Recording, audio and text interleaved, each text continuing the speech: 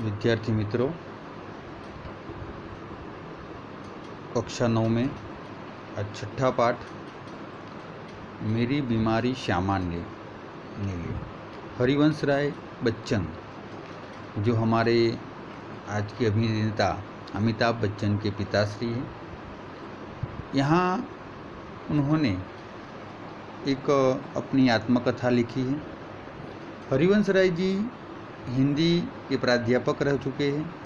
उन्होंने हिंदी साहित्य में कई कविता संग्रह लिखे और साथ में उन्होंने भारतीय हिंदी में उन्होंने कई पुरस्कार भी, जैसे कि सोवियत लैंड पुरस्कार, साहित्य अकादमी पुरस्कार, पद्म विभूषण आदि उनको पुरस्कार भी मिले। तो ऐसे एक लेखक, एक कवि के रूप में हमारे सामने वो प्रस्तुत हुए हैं। आज जो हम उनका ये पाठ है, मेरी बीमारी श्यामा ने ली, यह एक उनकी आत्मकथा है। क्या भूलूं क्या याद करूं में से ये लिया गया एक संस्मरण है, उनकी याद है। एक बीमारी के कथा, जिनको हरिवंश राय को एक बीमारी हुई थी, एक टीबी, क्षय कहते हैं हम, फेफड़ों का रोग कहते हैं। वही बीमारी में उनका जो साथ देने वाली उनकी पत्नी श्यामा, उनकी एक बात उन्होंने यहाँ लिखी है। और एक जो पत्नी को अपने पति के लिए जो सेवा करनी चाहिए, ये सेवा यहाँ इस पाठ में हमें उन्होंने स्वयं लिखा हुआ ये पाठ, उनकी आत्मकथा हमारे सामने रखी है। तो विद्यार्थी मित्रों, यहाँ जो पहला पैराग्राफ है, उन्होंने लिखा है कि मैं अपनी बीमारी को दुलारने वाले में न था। सच कहूँ तो अपनी बीमारियों के प्रति प्राय में निर्भय रहता था, वह भयभीत नहीं होते थे। शायद मैंने गांधी जी की लेख में कहीं पढ़ा था कि बीमार होना अपराध है। हमें जो शरीर दिया गया है उसे हम स्वस्थ न रखें तो हम अपराधी तो है ही। मैं इस तर्क को कुछ और आगे ले गया। अपराधी को दंड देना चाहिए। मुझे जब कभी छोटी छोटी मोटी बीमारी होती थी, जुकाम, बुखार, खांसी, सिर दर्द, तो मैं खाट पर न लेटता और भी उससे मैं काम लेता, ज़्यादा काम करते थे। मुझे भरे बुट बुखार में अपनी रात के ट्यूशनों पर जाने की याद, यानी कि उस समय हरिवंश राय ट्यूशन भी करते थे। बुखार की गर्मी और तेज़ी में तो मैं और जोश में पड़ा था। मजदूरी करके रोटी कमाने वाले को बीमार पड़ने का क्या अधिकार है? बीमारी अमीरों की हरमजनगी है, वह अमीरों के पास जाती है। गरीबों को तो उसे अपने पीछे न लगाना चाहिए। लिखने में तुम्हें ऊंचा बुखार मुझे सब तरह से सहायक, प्रेरक और प्रोत्साहक लगता। एक ही तरह की आग जिससे मेरी अनुभूतियों में ताप आता, जिसमें गल पिघल कर मेरा हृदय ढलता। एक तरह की भट्ठी जो मेरे विचार, भाव, कल्पनाओं को उबाल देकर उछल करती। वह तो मैं नहीं कहूँगा, यानी कि लेखक हरिवंश राय कहते हैं कि वह मैं नहीं कहूँगा कि बुखार में मैं अदबदा कर लिखता था, पर अगर मैं लिखना चाहता तो बुखार मेरे को लिए कोई बाधा नहीं बन सकता था। हल्के बुखार में तो मेरे साथ सब काम हस्तमुबल होते रहते थे। कोई मेरा बदन छूकर कभी कहता कि तुम्हें तो बुखार है, तो मैं पट से जवाब देता कि हाँ बुखार है और मैं भी हूँ। शायद किपलिंग अपनी आत्मकथा में लिखा है कि कभी कभी उससे बुखार में भी काम करना पड़ता था, और जब वह बुखार में होता था तो और अच्छी कहानियाँ लिखता था। बुखार में हम लिखने की मुझे याद नहीं, वह कैसे बन पड़ा इसका निर्णय मैं न देना चाहूँगा। प्रसंगवश मुझे याद आ गया कि मैं अपनी दो चट्टाने की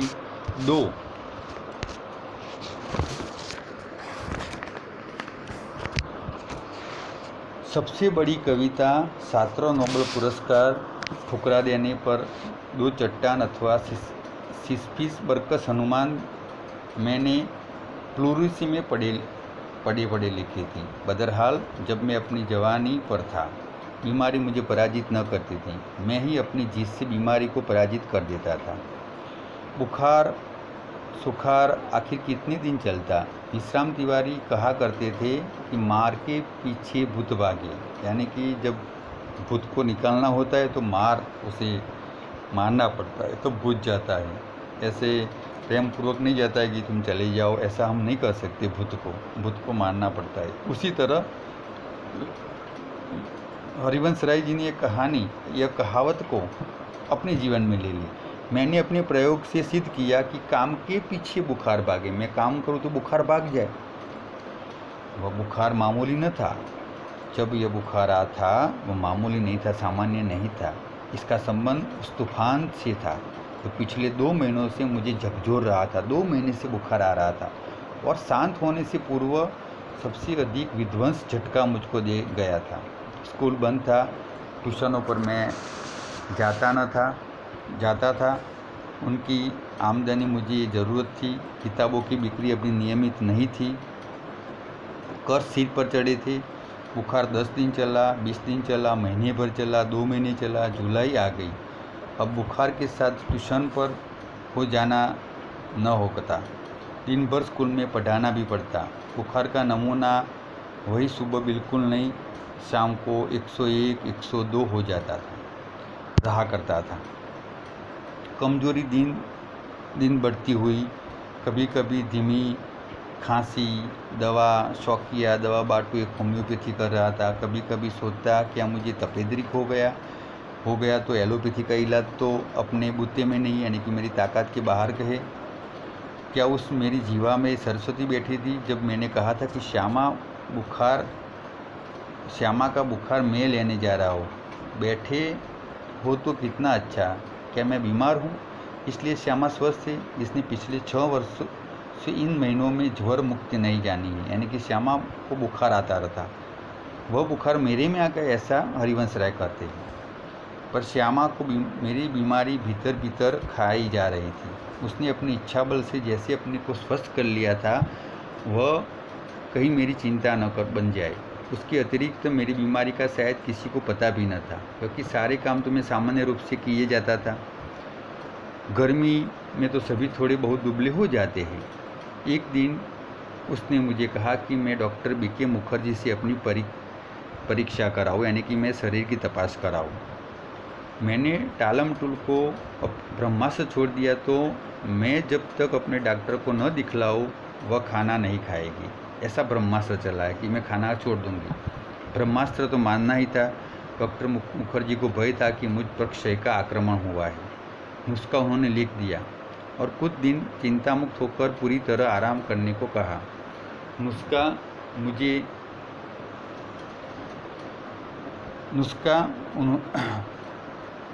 मुझे मौत का परवाना लगा।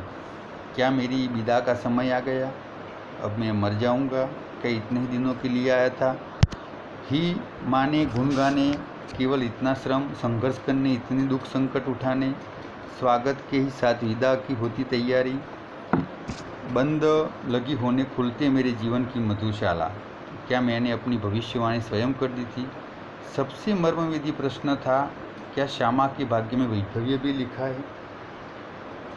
मरने से मुझे डर नहीं था, वह मुझे कठिन भी नहीं लगा।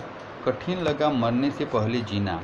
पूरे आराम के अर्थ होंगे, ट्यूशन छोड़ दूँ, स्कूल से छुट्टी ले लूँ, ज़्यादा लूँ तो बगैर तनख्वाह पगार नहीं मिलेगा, लेने को तैयार हूँ।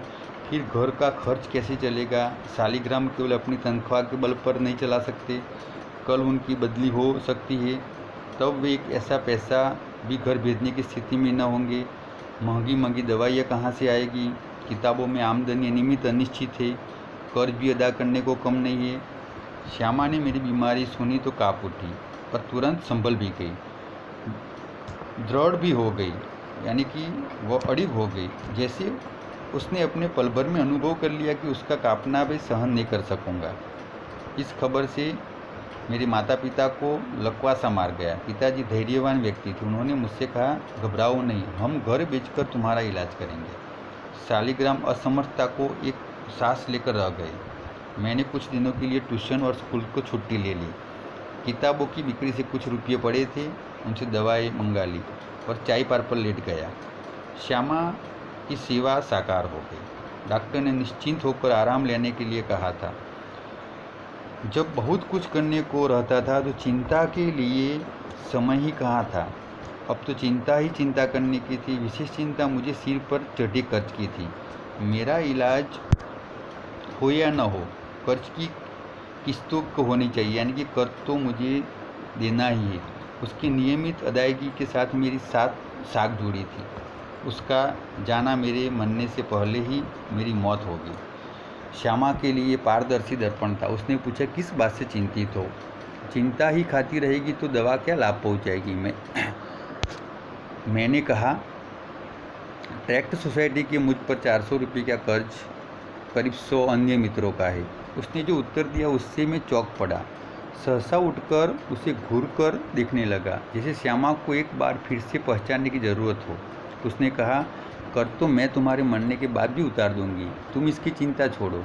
मैं सोचने लगा, श्यामा वज्र की यानी कि इतनी कठिन अपनी छाती पर रखकर वह ये वाक्य का होगा, इतनी कठिन हो गई। मुझे चिंता मुक्त रखने को ये वह नहीं कर पा सकती थी। मरने के लिए जो मैंने अपने को छोड़ दिया था वह मुझे एकदम गलत लगा। मुझे अपने लिए नहीं तो श्यामा के लिए जीने का संघर्ष करना चाहिए। श्यामा के लिए मैंने जीवन में कुछ नहीं किया, कभी करने को योग्य नहीं रहा। अब यदि मैं ऐसी स्थिति में छोड़ जाऊँ तो वह मेरे मरने की, मेरा कर्ज उतारने की चिंता करे तो मुझसा जघन्य अपराधी कौन होगा?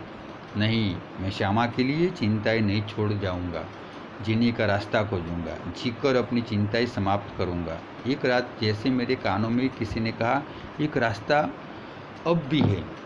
15 दिन के इलाज में अपना बटुआ तो खाली हो गया था, पैसे तो घर में थे नहीं। मैं कदापि नहीं चाहता था कि पिताजी घर पर हाथ लगाए, यानी कि घर बेच डाले। अपनी वृद्धावस्था में शांति से बैठने को, चाहे उनको भूखे नंगे ही बैठना पड़े। उन्होंने एक शरण स्थल बनाया था। मैं उसे अपने वंचित करने का कारण नहीं बनना चाहता था, पर यह भी नियति का एक व्यंग्य कि मेरे पिता माता दोनों में किसी को अपनी छत के नीचे अपनी अंतिम श्वास छोड़ने का योग नहीं बना था। ना जाने राम कहाँ लागे माटी, पर उस समय मैं कैसे जानता। और एक दिन मुझे एक रास्ता दिखाई दिया जिस पर उन्होंने अपने बल पर चलकर अपनी चिंताएं समाप्त कर सकता था। किसी के लिए, विशेषकर श्यामा के लिए, मैं कोई चिंताएं नहीं छोड़ूंगा। इस संकल्प से मुझे दृष्टि से बल दिया गया। मैंने डॉक्टर बीके मुखर्जी के पास जाकर कहा, डॉक्टर साहब, आपका इलाज बहुत महंगा है, मेरे पास आपके इलाज के लिए पैसे नहीं। इसके पूर्व कि मैं कुछ कहूँ या पूछूं, उन्होंने अपने बदनाम मुँह फट जवाब से कहा, पैसे नहीं तो जाओ मरो। मुझे जीवन में चुनौती ही बल मिलता है, और वे मुझे यदि बरस जीने का आशीर्वाद भी दे तो शायद जीने के लिए संघर्ष करने का मुझ में इतना बल न आता जितना मैंने उनके जाओ मरो शब्दों में संचय किया। लड़कपन में मेरे पड़ोसी बाबू मुक्ता प्रसाद ने लुई कूने की पानी के इलाज से मुझे परिचित कराया था। मेरी ऐसी बीमारी के लिए ठंडे पानी के टब में बैठकर शीर्ष बात लेने का विधान था। एलोपैथी में क्षय के रोगी को दूध, घी, मक्खन, अंडा अधिक से अधिक दिया जाता था। कूने के इलाज की चिकना मना था। सिर्फ कच्ची सब्जियां, फल, भीगे चने, गेहूँ आदि का पर रहना था। न दवा पर कुछ खर्च, न खुराक पर कुछ खर्च। यही इलाज तो मेरी स्थिति के अनुकूल था। यानी कि आर्थिक स्थिति देखो हरिवंश राय की, पैसे नहीं थे, तो उन्होंने यह नेचुरोपैथी ये जो कहा जाता है वह इलाज शुरू कर दिया। मैंने मुखर्जी का नुस्खा फाड़ डाला और पुणे के अनुसार सीट्स बाद आरंभ किया। तदनुसार खुराक आदि स्कूल भी जाने लगा, केवल रात वाली ट्यूशन छोड़ दी। उसका मुआवजा एक तरफ से किताबों की बिक्री से मिल जाता था। श्यामा ने मेरा विरोध न किया, जीवन भर न कि जिस रास्ते पर चला उसने स्वस्ति पंथा कहा और फिर मेरे पीछे चली। मेरी स्नान चिकित्सा के संबंध में वो प्रतिदिन अपनी सेवा में सहयोग देती रही। सबसे अधिक अपनी इच्छा बल से उसने अपने मुझसे रास्ते पर न ठहरने दिया, न पीछे फिरने दिया। राह पकड़ तू एक चला पा जाएगा मधुशाला। लेकिन अपने अडिग इच्छा बल से उसने जो सबसे बड़ा सहयोग दिया और वो सबसे बड़ा चमत्कार किया वह था कि जितने दिन मेरा इलाज चलता रहा उसने अपने सारे रोगों को जैसे किल दिया हो, मार दिया, और कभी एक उंगली दुखने की भी शिकायत न की। शायद उसके प्रति इसकी निश्चिंतता मुझे अपने रोग से लड़ने का जितना बल दिया उतना ही उसी किसी चीज़ ने चीज़ से जितने नहीं। इस आत्मनियंत्रण, आत्मनिग्रह, इच्छा बल, हठयोग की समझ में नहीं आता। उससे मैं क्या दूँ? बड़ी महंगी कोमल कीमत उसे चुकानी पड़ी। अपने क्षय ज्वर से मैं पूर्णतया मुक्त हो गया। जिस दिन मैंने सामान्य भोजन किया 15 अप्रैल 1936 को, ठीक उसी दिन वह चाय पार पर गिरी, यानी कि वह बीमार हो गई श्यामा, और फिर न उठी। 216 दिन बराबर रोग शैया पर पड़े रहने के बाद 17 नवंबर 1936 को अपना शरीर छोड़ दिया। श्यामा के शरीर और अपने विवाहित जीवन के अंतिम 18 महीनों में मैंने मुझे और उससे दोनों को मौत के साथ संघर्ष करना पड़ा। मेरे संघर्ष में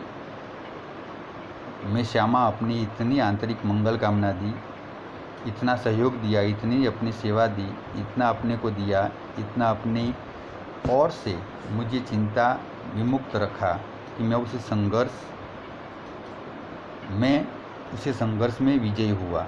पर उसके संघर्ष में बहुत मैंने अपनी शुभकामनाएं दी, बहुत सहयोग दिया, बहुत सेवा दी, बहुत अपने को दिया, पर वह पराजित हो गई। संभवतः एक मूर्छा की कमजोरी से वह मेरे विषय में मृत्यु की अंतिम सांसों तक चिंता विमुक्त नहीं हो सकी।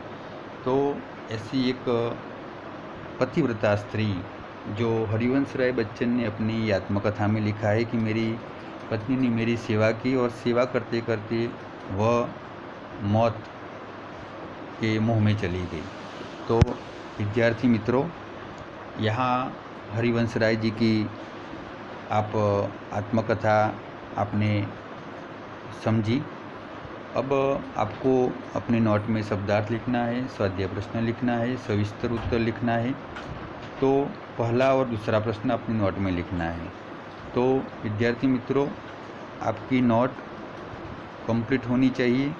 आपके स्वाध्याय प्रश्न भी अपने हिंदी विषय की नोट में आपको लिखना है। तो विद्यार्थी मित्रों, हम यहाँ छठा पाठ समाप्त करते हैं।